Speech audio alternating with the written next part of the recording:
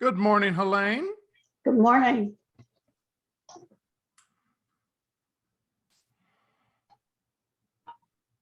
There we go.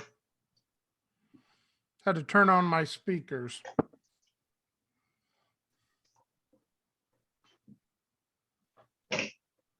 Can you hear me?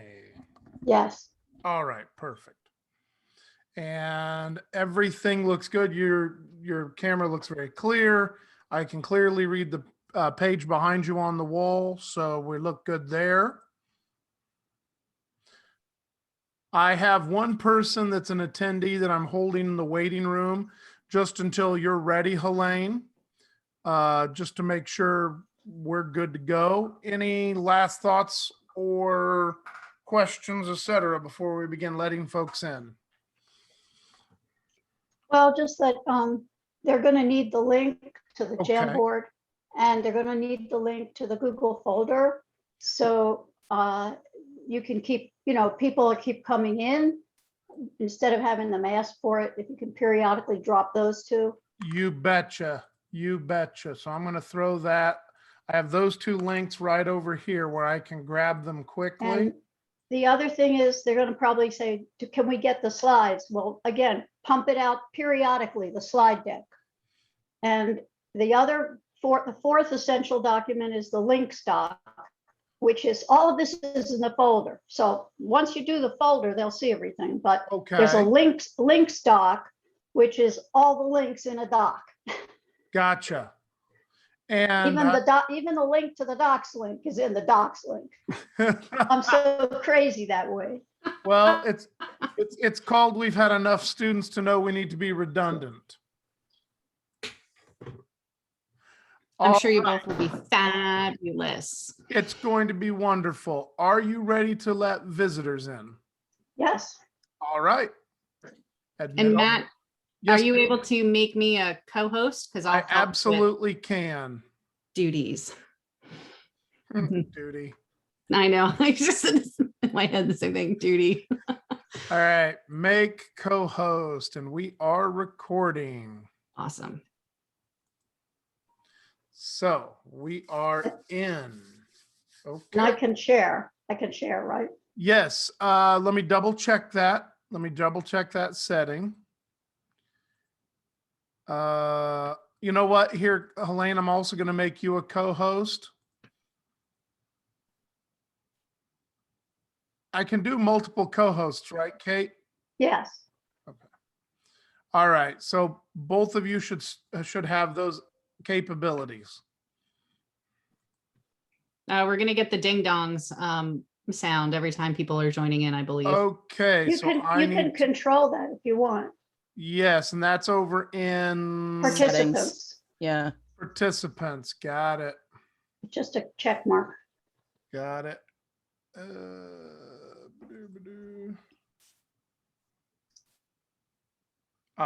Here we go.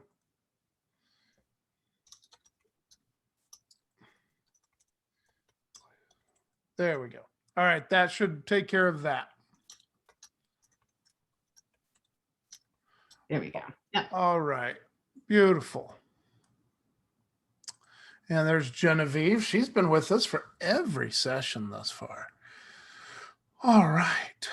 Welcome, ladies and gentlemen. As everybody filters in, Helaine has lots of resources and lots of links that we're going to be sharing with you. Do remember that this session is being recorded, but we do highly encourage you to participate over in the chat. This is a keynote, but it's also a keynote in which we want you to have some input. So please put your thoughts, your questions over in the chat, and we as moderators will filter through those and make sure that we get to those things that are coming up on a regular basis. We hope at the end to have a little time for some questions, but this is a big topic and we have a lot to cover. We're also going to be putting a number of links to an entire Google Drive full of resources for you, and we'll do that as we approach the start time just a little bit more closely. If everybody we would appreciate if you would put your name and what area region you're from, and what your role in education is. So your name, your region, and what your role in education is. If you could put that in the chat, we would much appreciate it. Good morning, Herman. So I see lots of folks joining in. Hi, Matthew. This is going to be wonderful. And Herman, we have your link set up. So you, after this, you'll join. I'll start the session and hand over control to you once you show up in those sessions. So just like last year, we got it. We got it. Excellent. Yeah, All ready right. for that. Beautiful. So we have Lisa, we have Kate. Excellent. Can you make Lisa a co-host as well, I Matthew? certainly can. Yes, Lisa and Kate are members of the Flipped Learning Network board, and they're going to be assisting us in our moderating duties for Helaine. All right, while we wait the last few minutes, I am going to put a link to a Google folder for this presentation, and it is going to include a great deal of resources. So if you want to go explore that in a separate window for just a few minutes, it would be great, because we will probably start at about 2 or 3 minutes after the hour to ensure everyone has the opportunity to join in. Hooray for resources. Very nice.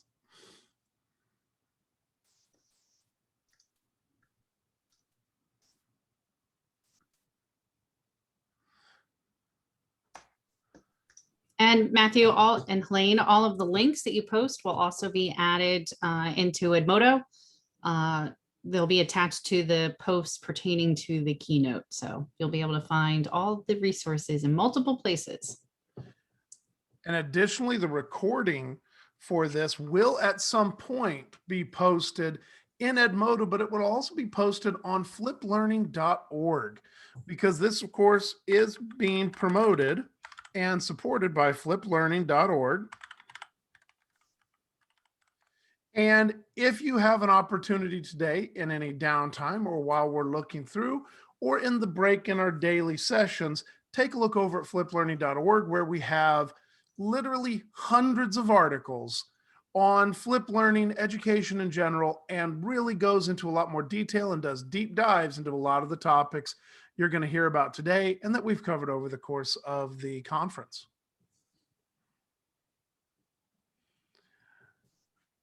Good morning, Genevieve from Aruba, teaches English at a community college. Again, please, as you come in, put who you are, what region you're from, and what your role in education is. If you scroll through the chat, we did put a link to a number of resources that we will be talking about, a few of them, but also some for your benefit.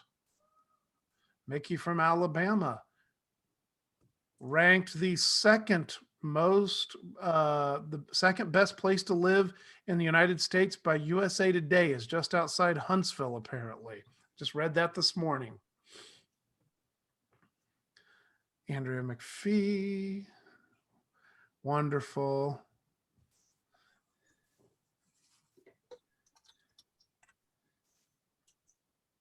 Heather Rubin, welcome.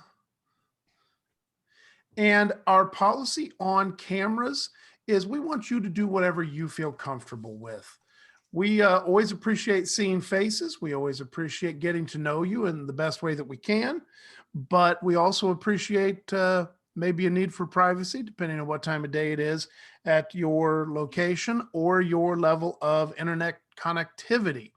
Of all the things we've learned this year, we have learned to be very flexible on how we communicate and very accepting. So we just want to connect with you and allow you to connect with us and get the questions answered that you need.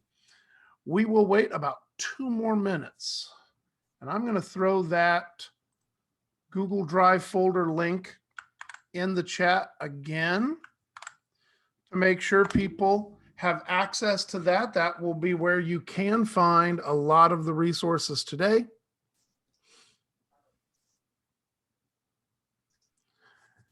Excellent, excellent, excellent.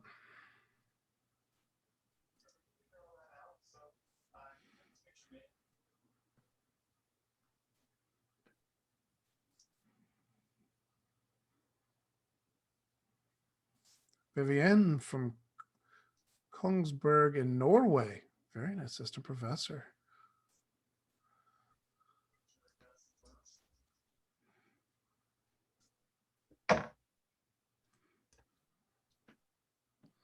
Martine from Hertfordshire.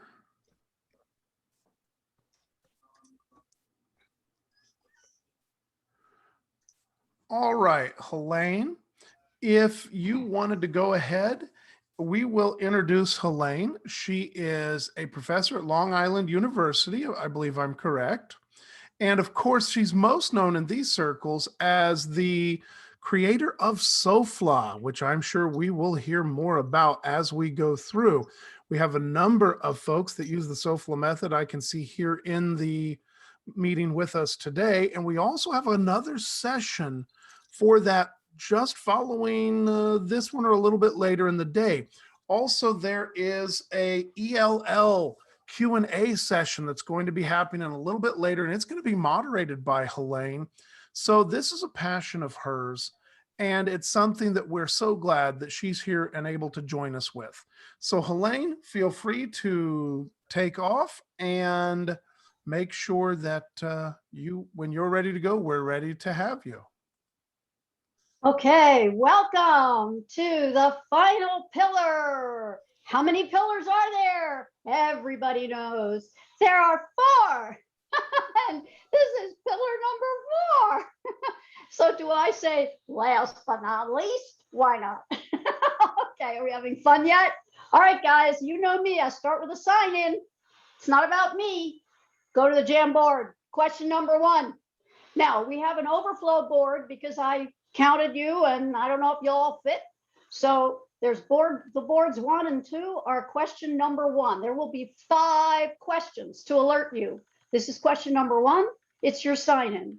In what ways, please put your first name at the end of your entry. That's the sign in. So your idea and your name. No long deal here, just something short. Please answer the question. In what ways are the roles of a flipped educator different from the roles of other educators? Be brief and put your first name. Go.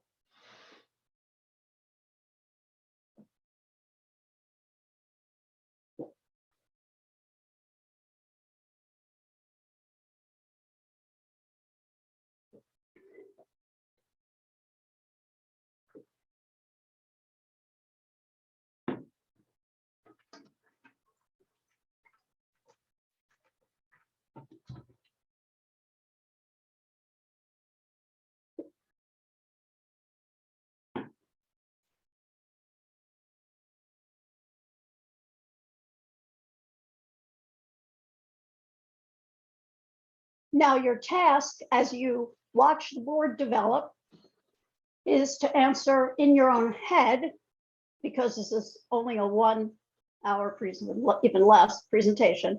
Normally this would be a discussion. Think in your head, what do you notice?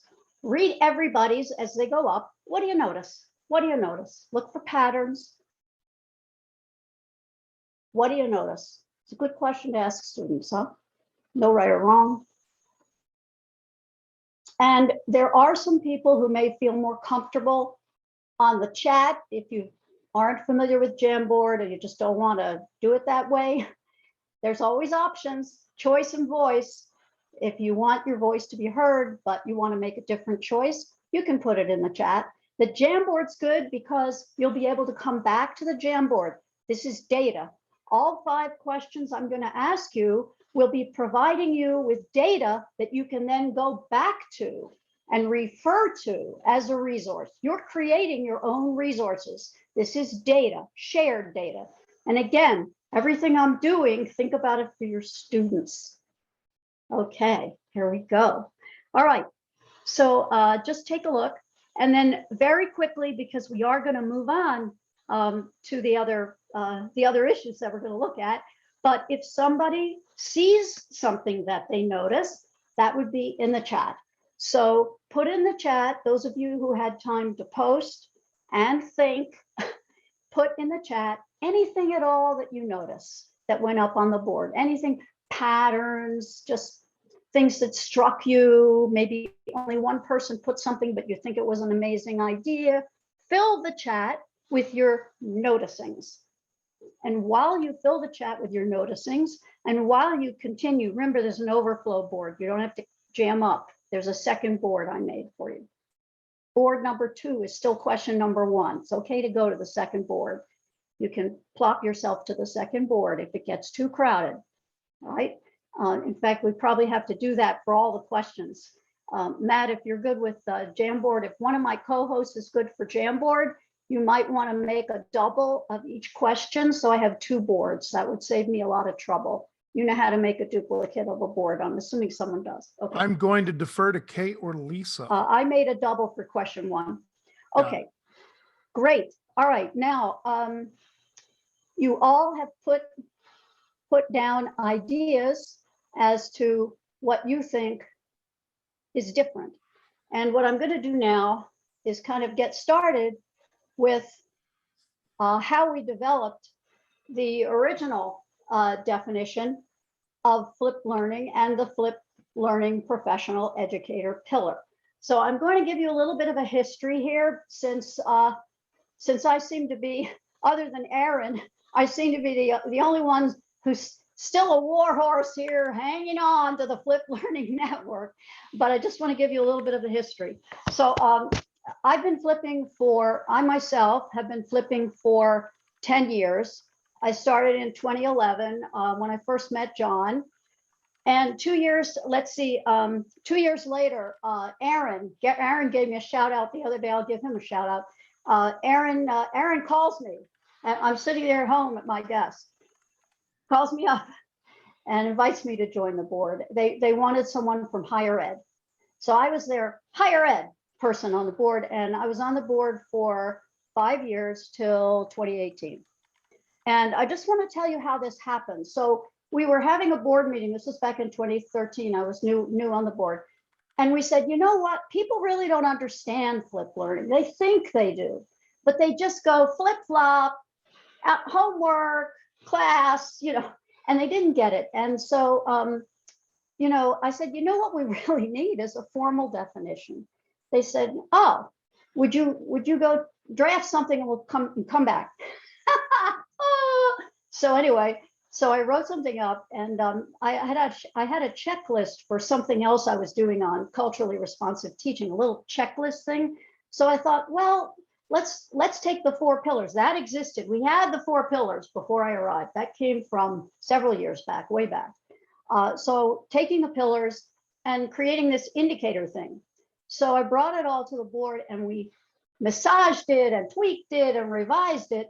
And we came up with this. And the reason I'm telling you this is that the idea for this whole thing about clarifying and identifying was simply because there were misconceptions. It was not intended to be narrow or permanent. And so I think it's very good that we're revisiting the 4 pillars, and that the conference is going to end with with us thinking about redefining, because it has been more than 10 years. And so there's total freedom to rethink this. It was really based on the need to address what we perceived was a complete misunderstanding of flipped learning. So I just wanted to give you that brief history. Okay, so here is, we answered question 1. There it is, question 1. Okay, everything's in the PowerPoint PDF. And by the way, I think it's time now, if Matt, if you haven't already, there is a Google folder for this presentation. In the folder is the Jamboard link. There is also a PDF of all of these. The entire slide deck is a PDF. And there's a document of links for all the links. And there's also a little activity, which I'll mention later, that anybody who's curious and likes to get ahead of things can go click on that. Okay, this is our original. We have the slide deck and the Google Drive link right down there at the bottom of the chat. So for everybody that's looking, it's right there. Go grab it. Okay, great. Okay, Also, there's a lot going to be in the chat as well, because I'll be asking certain things to go in the chat. So make sure that I'm sure this chat will get saved, because that'll be an additional resource and we can push that up into the folder for you as well. All right, this is the original. I'm showing it to you for the fact that it's important as a starting point. But what I'd like to do is do a deep dive into each one of these. So I'm just putting it out there so everyone who's never seen it before knows what it looks like. So this is what it looks like on the website. Okay, here we go. So to dissect it, I'd like you to take a look at the bolded words. So the first thing to take a look at here is having to do with students. Observe, feedback, assess. So observe, feedback, assess. These are these students. So what we're looking at there is the traditional flipped learning expression, guide on the side. That's where that came from. We're guide on the side because we're observing, giving feedback, and assessing. All right, assessing both informal and formal, ongoing and summative, formative and summative, all different kinds of assessing. Feedback can be feedback from us to them, from them to us, also from them to each other. So all of this is built in to this class time, okay? The next one has to do with our work with colleagues and our own inside processes as a teacher. So we need to be reflective, we need to connect, and we need to have controlled chaos. And a lot of people are uncomfortable with that. And I'm going to talk a little bit more about that later. But I do have to say, if you didn't go to Katie Lanier's Learning Culture Pillar, they're all recorded. We had a nice discussion there about chaos and how much she's thrilled by it. So go check that one out. All right, and then to me, really important is the last bolded section. Less visibly prominent roles. Think about that. I'm going to say it again. Less visibly prominent roles. Those words are chosen very carefully. So prominent, but less visible. So if you think of, the way I like to think of it is leading from behind. We're leading, but from behind. So that's one way to look at it. All right. And we're going to take a look at all of these now. Okay. So the first thing we're going to look at is students. So again, you see these same keywords in the performance indicators. I conduct assessments through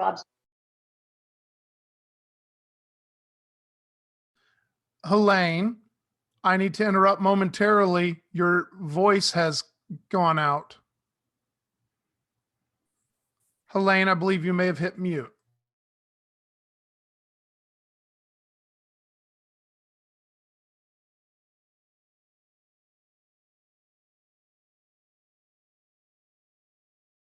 transparency.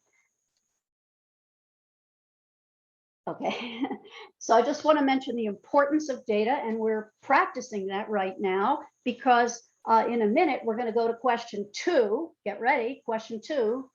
But I want to go on here to the feedback piece. You can see I make myself available, individual, small group, and class feedback. Okay, and with my student teachers, I have to give just a little tip for all the teacher educators out there. One of the things I talk with my students about is having 3 voices.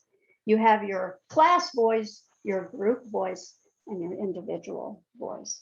And it's important to have 3 voices. Some teachers, when they're starting out, they don't get that. So for feedback, that's important. All right, minor point. Let's go, question 2. Ready for question 2. The questions will be handled the same way. You go to the Jamboard, you post your answer, and then you see what you notice. This is you to get ideas from each other. Share one activity you've done for which your role was only observe, give feedback, assess.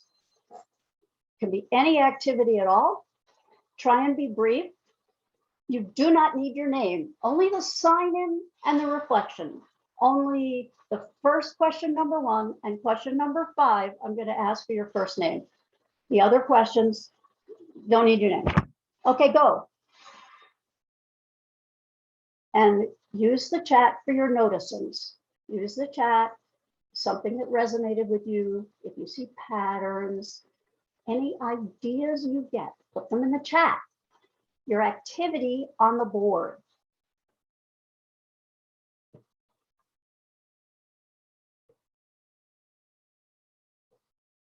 Do we have a second board for question 2?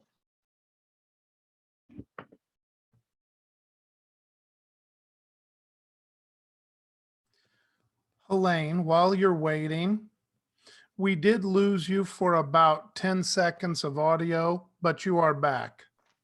Okay. Let me know if you lose me. What did you lose, by the way? It was the first bullet of the last slide, but again, it was only about 10 or 15 seconds. Okay. So, Okay, I was Yep. talking about different types of assessment, I think. yep. Okay. So I think we're great. Formative, summative, informal, formal, all Yep. types of assessments. Correct. Okay. So board 3. Oh no, sorry, wait a second. What are we doing here? Someone made another. Oh, here we go. The activities, board 4. All right. And so we might need another board for this one. I think we're okay, Helaine. I think one Oh, board we're okay. One board? Okay. Yep, we're good. Okay. Because 34 can't fit on one, but I know we'll have non-participators, which is fine. Okay. Take a look at what people are posting. These are great ideas from flipped educators to help you be the guide on the side. Here are some ideas for you. If it seems inappropriate for your level, your age group, you can always adapt it. Remember, don't discard something. It might be something you could adjust. Some of you are being very specific about your subject area. That's great. Find the ones that fit your subject. This is a gold mine for you. And please, in the chat, you can put anything you notice. And as Matt mentioned, if you feel more comfortable, if Jamboard's not your comfort level, just put it in the chat. It's okay. Still data for us. You know you're thinking. What are you thinking? Okay. Now, let's go on. Again, this will be here for you to go back to. All right. So the next piece, we're moving from students to colleagues and self. So what are we going to do here? Collaborate and reflect with other educators and take responsibility for transforming my practice. Okay, so here we have 3 key words. Now let's take a look at what these look like. All right, so the first is collaboration, roles vis-a-vis colleagues. And I put Shaq here because I'm such a believer in Shaq. I use it whenever I can. So I think when you work with colleagues, it's very important. Everyone feels vulnerable, right? We all do. But don't let that stop you from working with other people, because you all have something to contribute. It's not about one person, I'm the expert and you, what do you know, or something like that. We all are experts in different things. So we're collaborating. And the one on the left, well, first, if you're not familiar with Shaq, someone who is, please put it in the chat. And again, everything doesn't have to come from me. So give a little thing on Shaq, please. I'm not going to stop for it. Please put in the chat all about Shaq, whatever you want to put. Okay. So I want to tell you about the hedgehogs very quickly. The hedgehogs, Beth Evans, who's worked in Burlington, Vermont, in the high school there, she did a wonderful project with her newcomer class. And what they did was they collaborated with who? The school librarian. And what happened was the librarian had a pet hedgehog.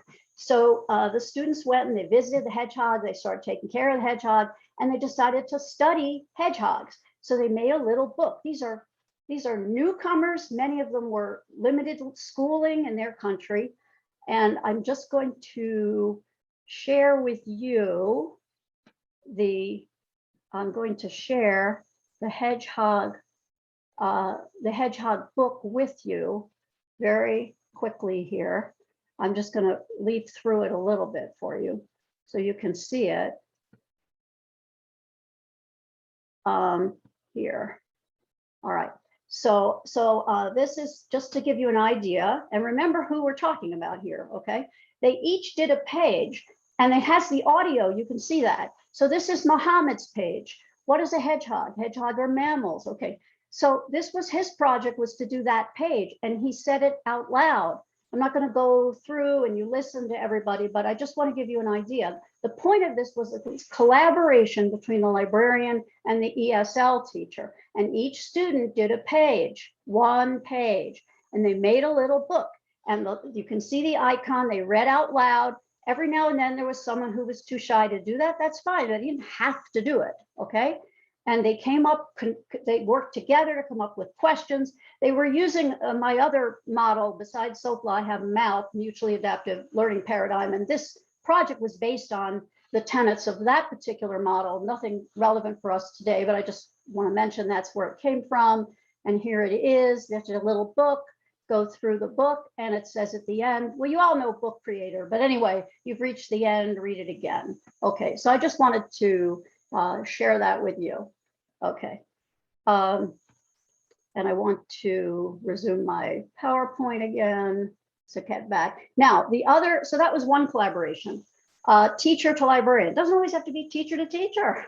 Okay, now, the other collaboration, Carolina, I'm calling you. So this is when Carolina and I met. Nina Liakos took our picture at TESOL. And we realized that we do very similar things on different continents. So we decided to collaborate. And I was developing this SOFLA thing. And she also did online flipped learning for pre-service and in-service teachers. And we decided, hey, we're both flippers. Let's talk. And she was so instrumental in helping me have the courage, and I do mean courage, to do peer instruction. That was a bridge too far for me, but it was only because of Carolina that I was able to do the peer instruction. And then I was able to show her all the steps of SOFLA. So we worked collaboratively, each of us in our area of expertise. I get sometimes emotional when I think about it, but it's really wonderful to collaborate. And you have question 3. Are you ready? Question 3, can you share an example of collaboration in your context? All right, there you go. Please question 3 on the Jamboard and share with others so they get some good ideas, okay? Tell them what you've been doing. How have you collaborated with anybody in your context? Go. I love the questions, then I drink water.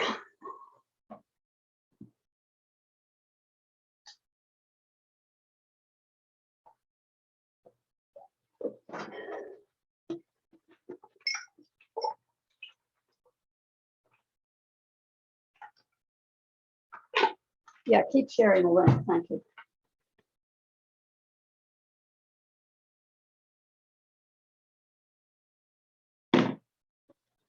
All right, and then same as the other questions, as the board starts to fill, if you could please in the chat, put your noticings. What do you see? Do you see something you really want to give a shout out to? Do you see patterns among the kinds of collaboration? Whatever you notice, there's no right or wrong here. Whatever you see. Again, we're collecting data for ourselves. Collecting data. It might be helpful, I didn't mention this earlier, but it might be helpful to say, like I said, with the librarian or with Carolina. So who's the with? But if you didn't, it's okay. Or you can edit your sticky, it doesn't matter.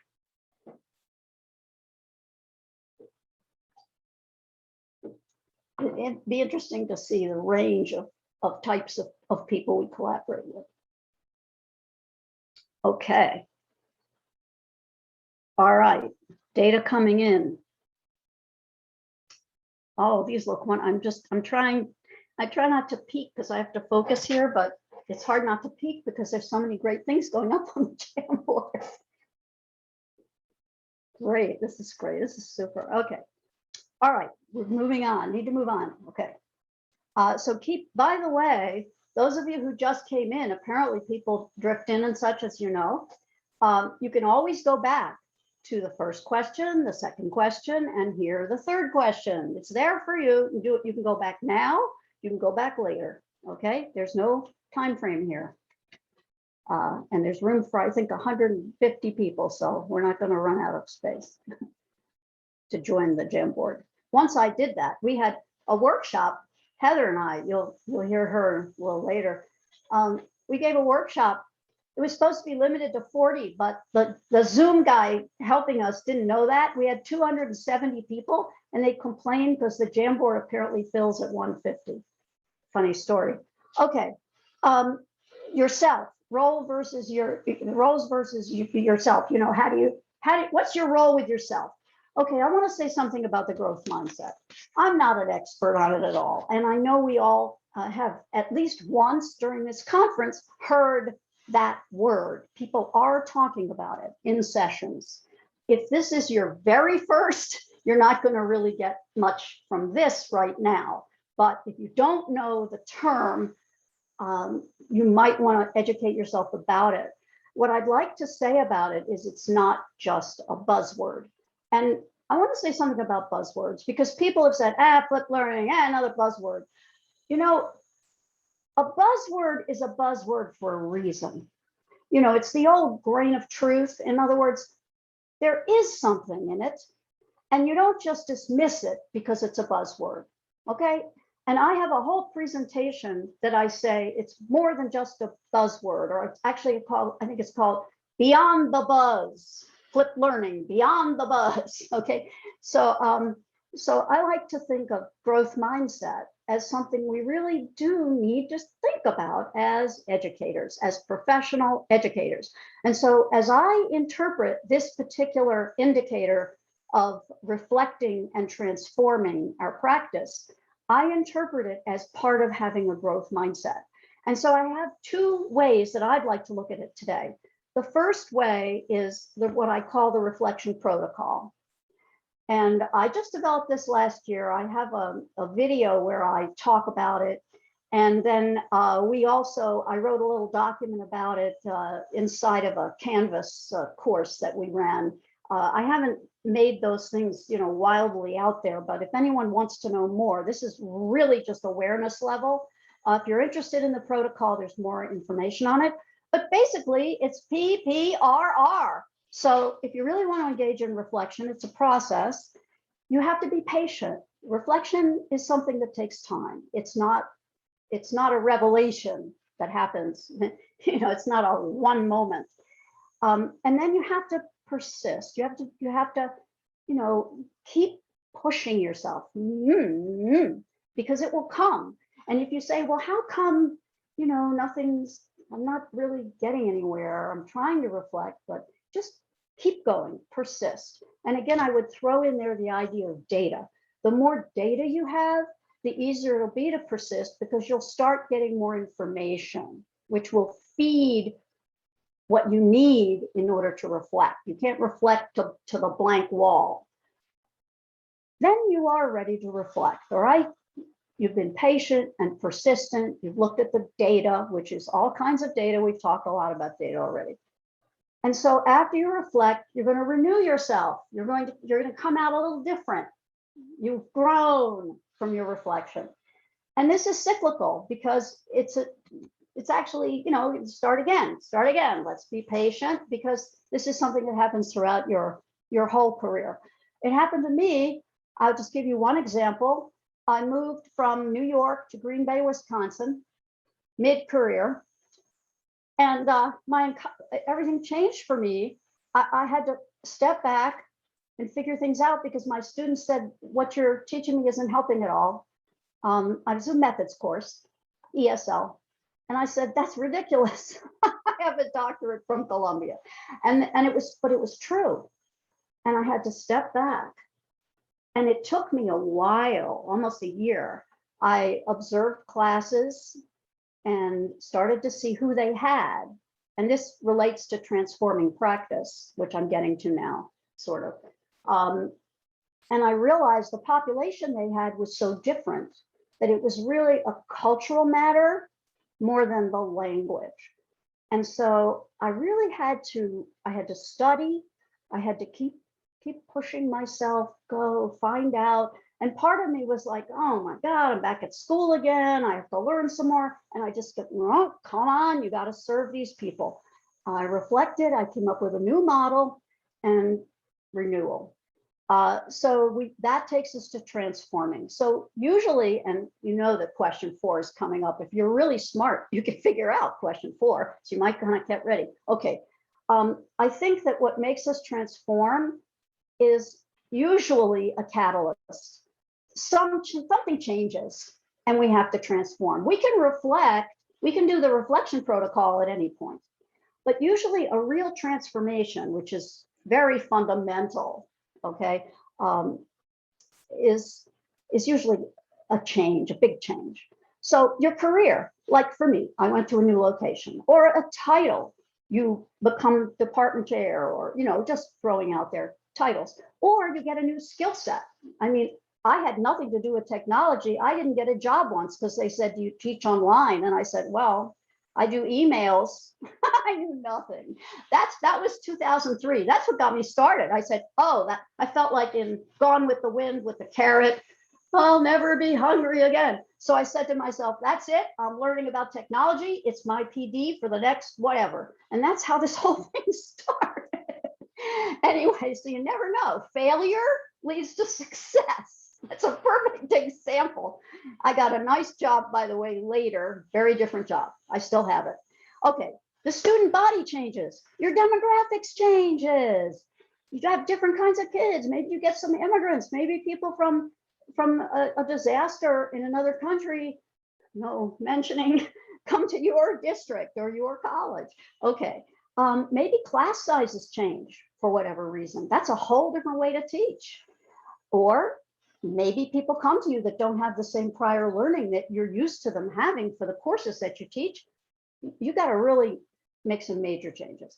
And then, of course, I'm sure everyone saw the slide. So, you know, society.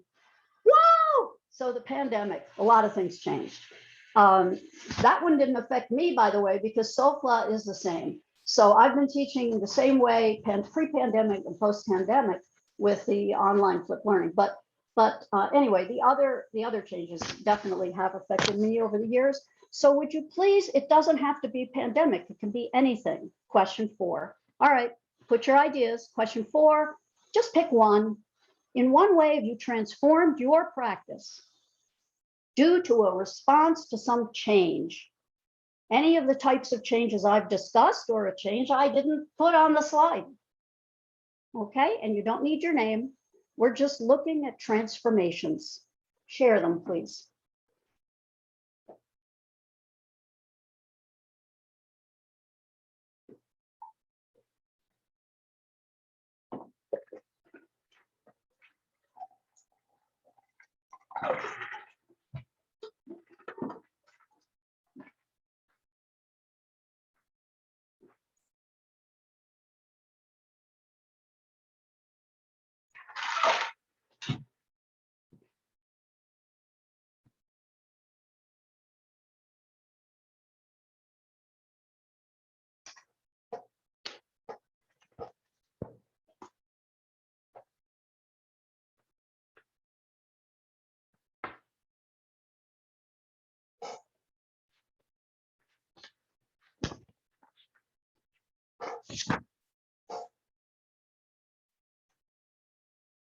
And again, as before, take a look at what people have put, whether it's the Jamboard or the chat, and post in the chat anything that strikes you or any patterns you see.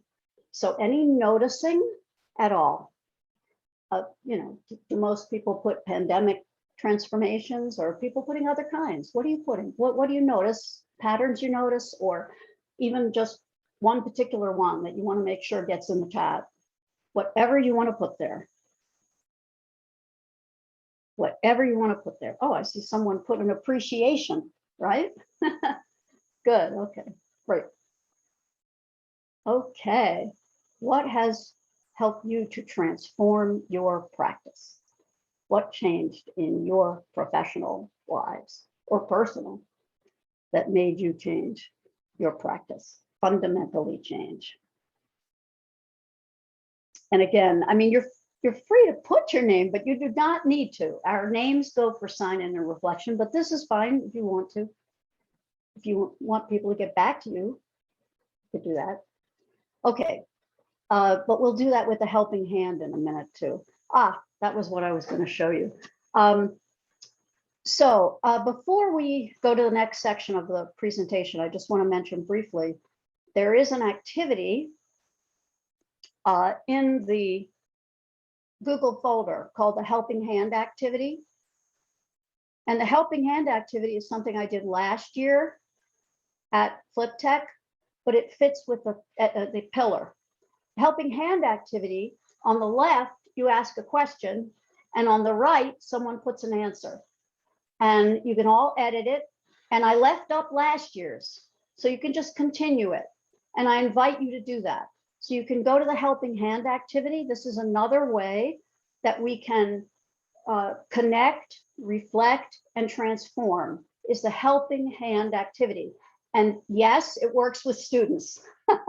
So you can do this in your classes. In your classes, you might want to add accountability or other elements to it.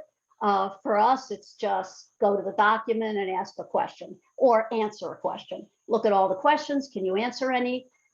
Do you have a question? Go to the Helping Hand. Okay, now we're shifting. So for the last section of this presentation, and this will lead to question 5 at the very end. Question 5 will be right at the end. Just a minute, sorry. More water.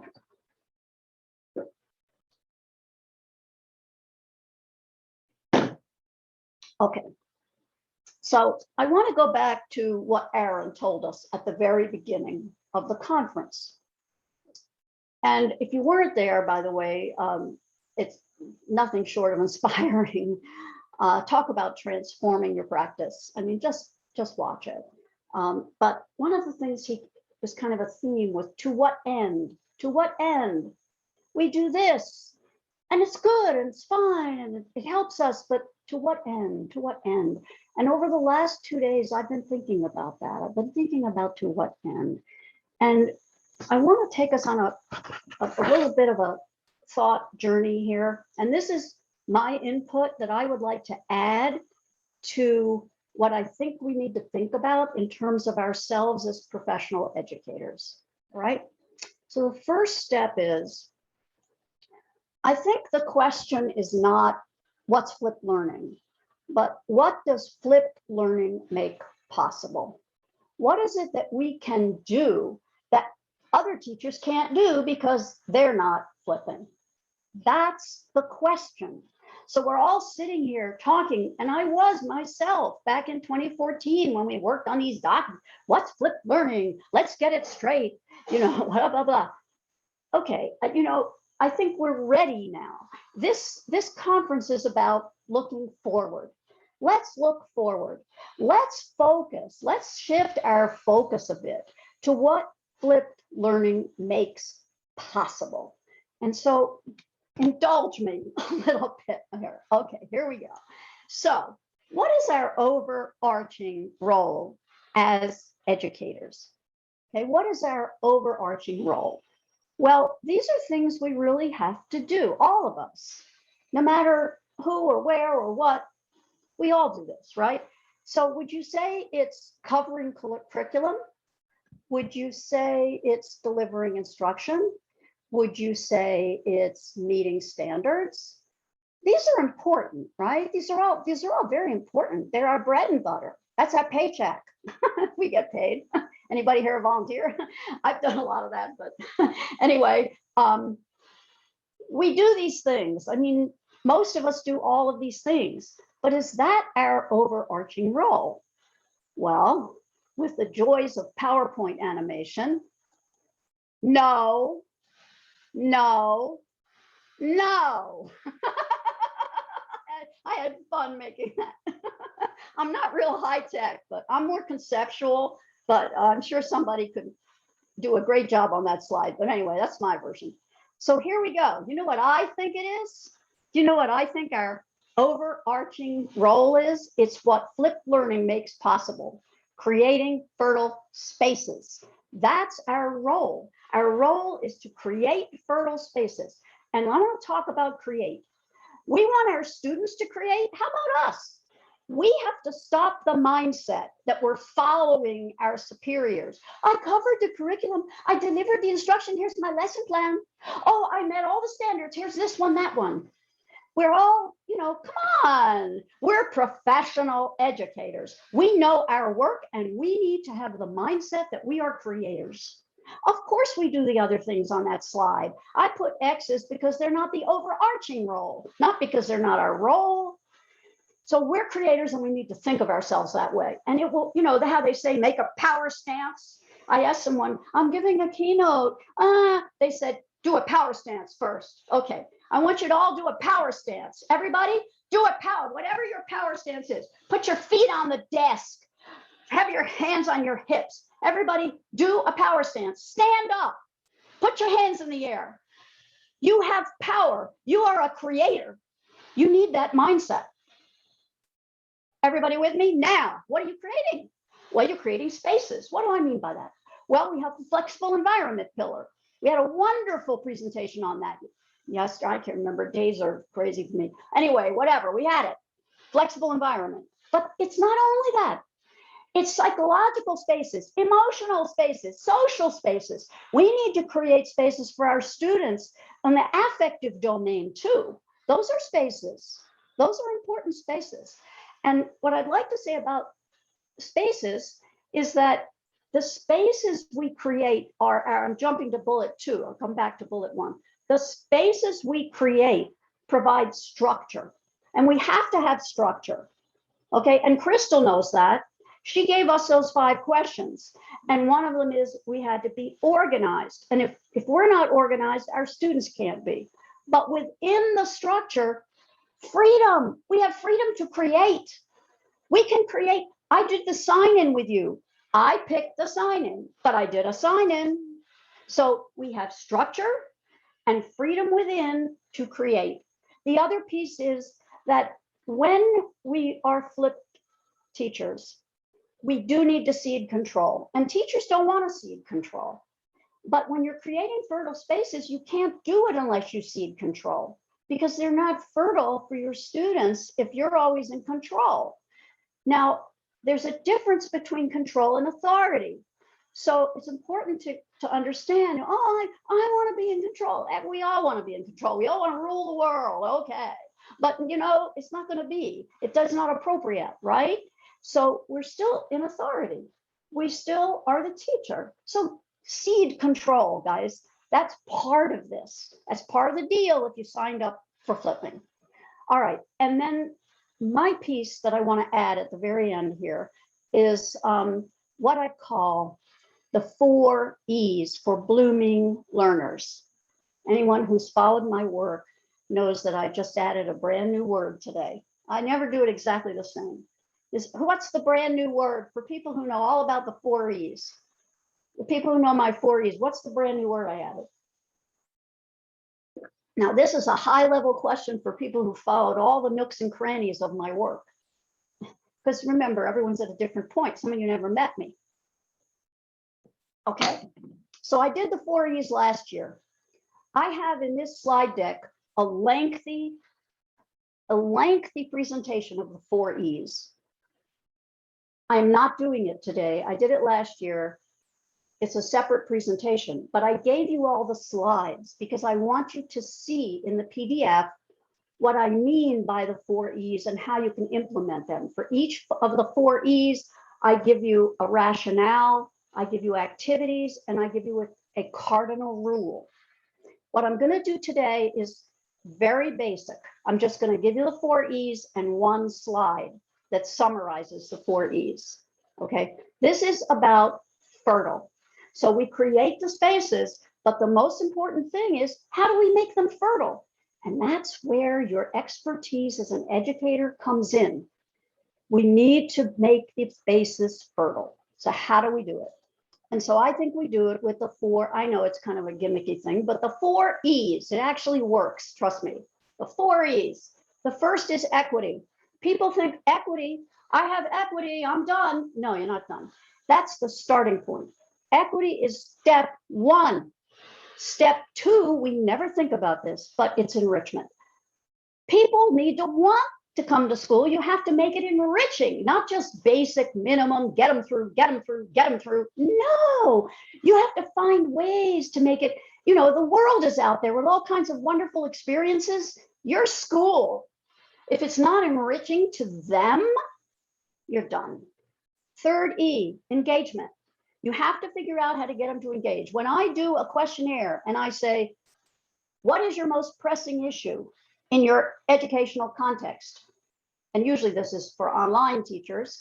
And I say, and they say, almost all of them, large percent, more than 50%. This is in one of my articles, did the data, to get them engaged. That's the pressing issue, get them engaged. Well, you don't get people engaged. It doesn't work that way. You have to create fertile spaces, right? They will engage if you provide the conditions that will lead to it. And then empowerment is not, I don't want to lose anybody here, but it is not a transitive verb. Someone put in the chat what a transitive verb is. You don't empower somebody.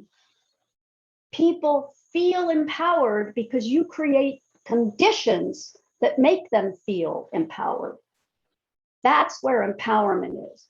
You don't empower. It doesn't happen that way. It's not just semantics here. Okay, it's important. So when you create the spaces with equity, enrichment, and engagement, it follows naturally. Your students will feel empowered. Believe me, I've seen it, I've done it. It does happen. Have faith. It's a bit of a leap of faith, but you'll get there. Now, here's our key slide. This is your takeaway slide from the presentation, and then I'll give you question 5, okay? This is it, and then we go, I think this is it. Let me just check, make sure, you know, I never know, I make changes at the last minute. No, this is it. Last slide. Okay, this is your last slide, your takeaway, and then you know what question 5 is going to be. I'll tell you in advance. It's simply, what's your takeaway? You know, what's your takeaway? And you put your name, first name. What's your takeaway from the presentation? First name. So I'm going to show you very briefly. Here is kind of my philosophy of teaching, I guess you'd call it. Create fertile spaces with the 4 E's.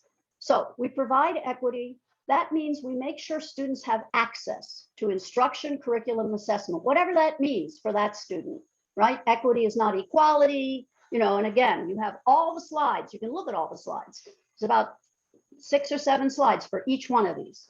They're in your deck. Go look at them when you want. We add enrichment.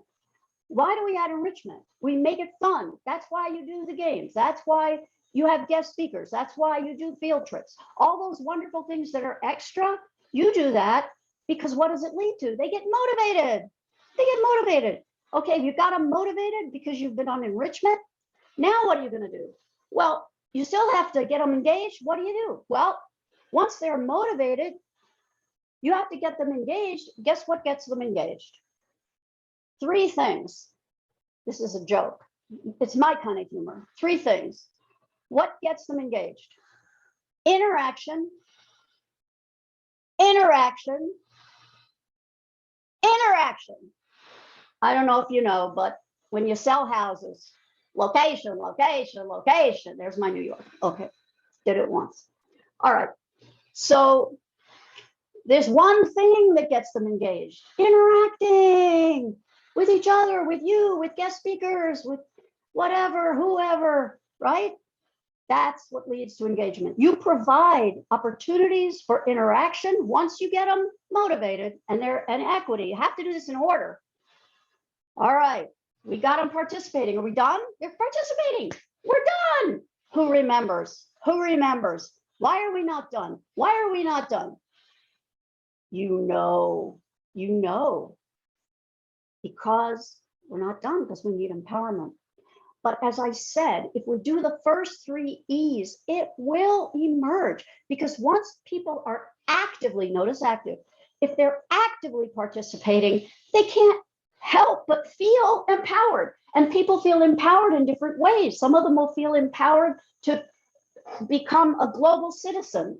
That's what I feel empowered. I have links for you for IRON for K-12. Join IRON for K-12. I started an international film club for high school kids.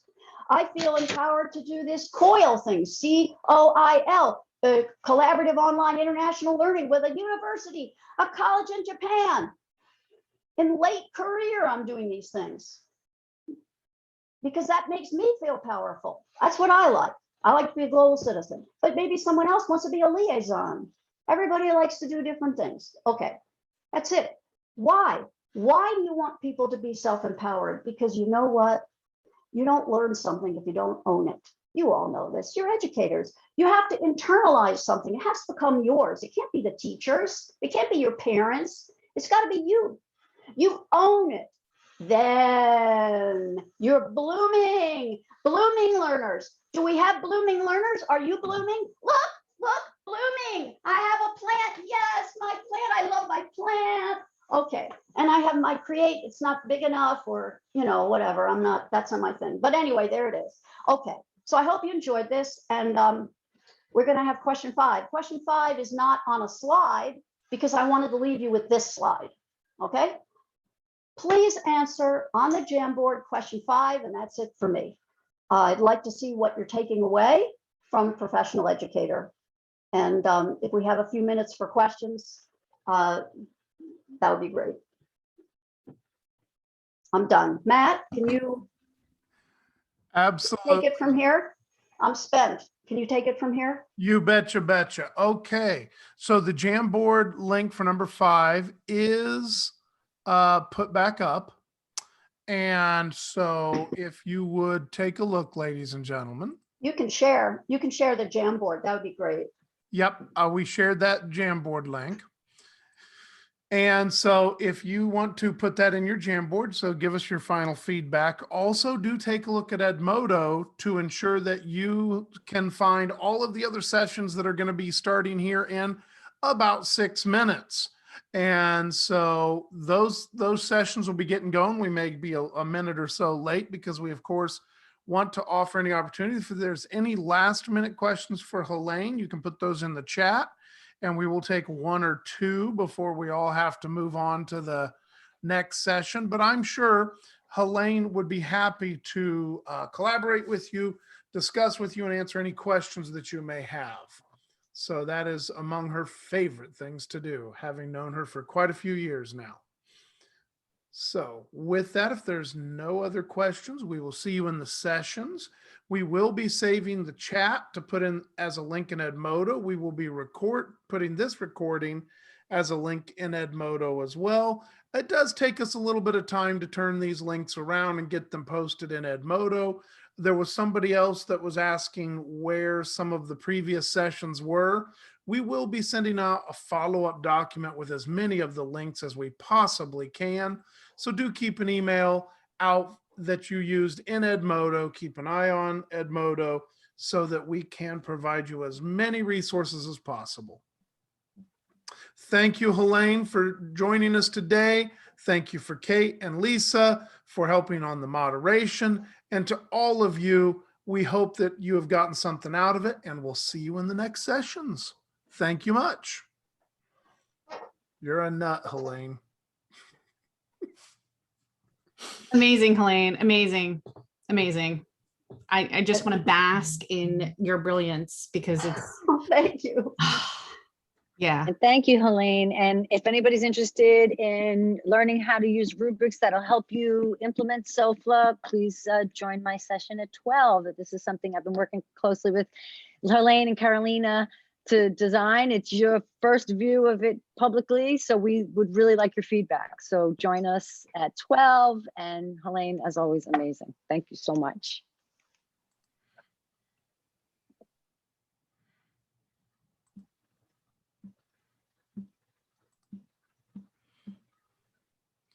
All right. Folks are making their way over into the sessions, which is wonderful. So I will pull this session to an end so that I can get Armand started on his next session. And thank you very much, Helaine. We will talk a little later. I'm trying to save the chat and I can't seem to. I will grab it right now. I'm really dying to see it because I was so wrapped up, I couldn't follow it. That is just fine.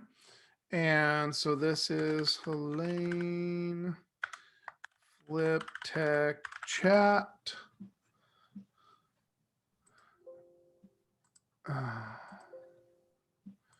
Come on, little buddy.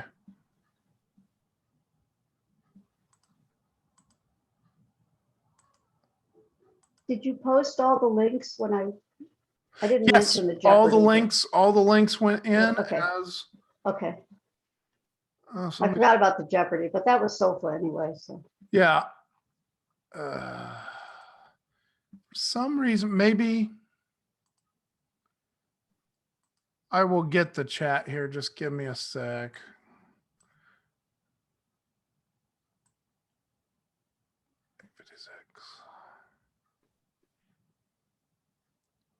If I have to, I'll go old school. I really appreciate your posting links. I never could have concentrated on It's a that, lot. so- Well, and I'm glad that we had Kate and company with us because it was moving quickly. It was moving super quickly. Why?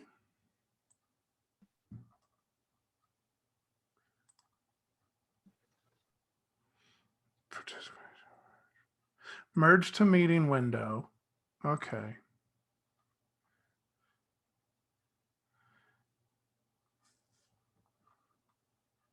You I have to paused. stop it. You have to stop the recording. Got it. Okay.